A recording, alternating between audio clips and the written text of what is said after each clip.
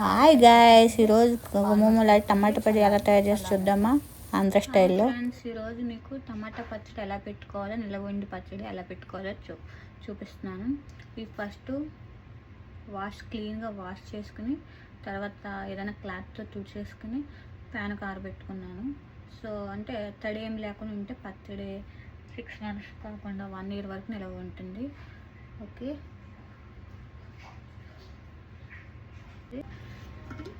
మెంతుల్ని 1 స్పూన్ మెంతుల్ని దోరగా వేయించుకున్నాం. 1 స్పూన్ మెంతుల్ని దోరగా వేయించుకున్నాం. దోరగా వేయించుకోకపోతే చేదు వస్తుంది. వేగిన తర్వాత 2 స్పూన్స్ ఆవాలు వేసుకుంటున్నాను. ఇవి కూడా వేగాలి. జీలకర్ర, ఈ మూడు దోరగా వేగిన తర్వాత మిక్సీ వేద్దాం. చాలా ఆంధ్ర స్టైల్లో చేస్తున్నాను. 1 year వరకు నిలబెట్టుకోవచ్చు, నిల్వ ఉంచుకోవచ్చు. ఖచ్చితంగా మీరు కూడా ట్రై చేయండి. ఇది ఎండలో ఆరబెట్టకుండా ఈజీగా 1/2 hourలో చేసుకునే పచ్చడి. మీరు కూడా ట్రై చేయండి. చేసుకున్నాక పెనం పెట్టి బాగా వేయించుకుందాం. ఉండేలా చేసుకోండి. ఉప్పు, 1 స్పూన్ పసుపు, ఒక 10 వెల్లుల్లి రెమ్మలు, వాటర్ అని తీసుకోవాలి.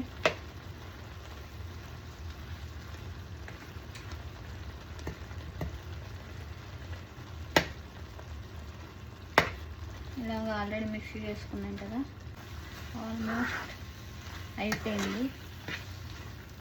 వాటర్ అంతా పోయింది. సో ఇది మిక్సీ వేసుకుని ఒకసారి ఫైన్గా గ్రైండ్ చేసుకోవాలి.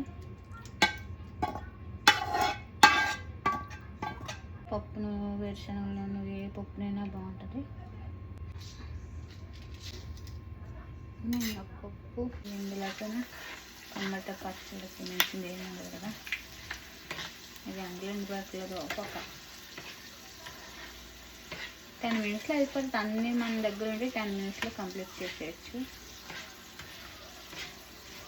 దోరగా వేగిన ఇది చల్లారక్కలేదు. ఇప్పుడు మనం వేగిపోయాక టమాటా పచ్చడిని కూడా ఇందులో వేసిస్తే ఏదైనా తేడా ఏమన్నా బాగా మగ్గిపోతుంది. టేస్ట్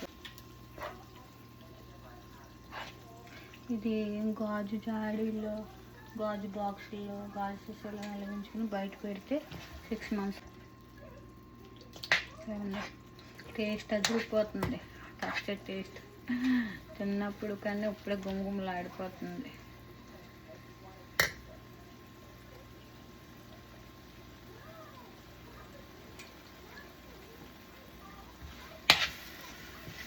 ఆయిల్ పైకి వచ్చేసింది. ఆల్మోస్ట్ అయిపోయినది. చల్లారనిద్దాం.